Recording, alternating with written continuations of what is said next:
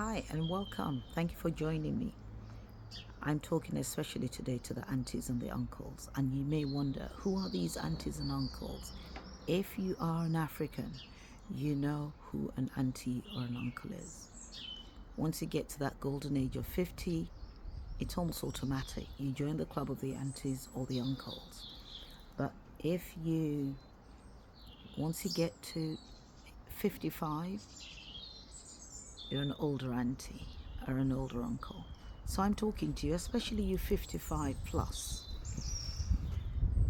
And in this month of May, I thought we could look at a few things to make sure that we safeguard our mental health, especially as aunties and uncles. If you're over 55, you qualify. So welcome.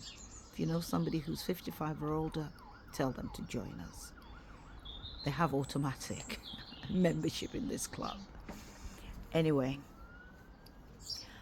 loneliness is what I thought we could start with, and how do people become lonely?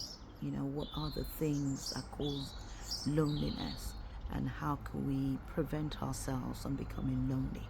Now, don't get me wrong, loneliness and being alone, they're totally different things.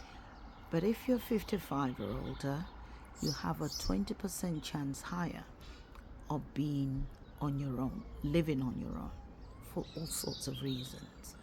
Bereavement, loss, move,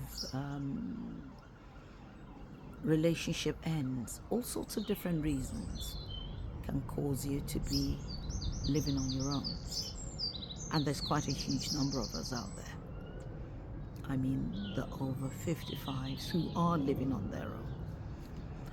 So you should very quickly learn how to safeguard your mental health. And how do you do this? We'll talk about that in the few days over May, and what loneliness might cause and how to prevent yourself getting lonely. But the first thing to think about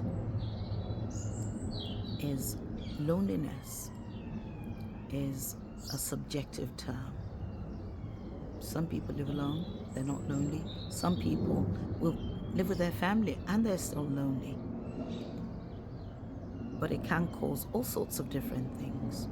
So the first thing to do to prevent you from being lonely is to engage with people. Engage with friends, family, church members, mosque members, neighbors, people who can encourage you to talk to them. Don't isolate yourself, because isolation is a killer. But we'll talk about this over the course of this month. I'll see you in the next one. Be advised, be of good mental health. Safeguard it. It's important.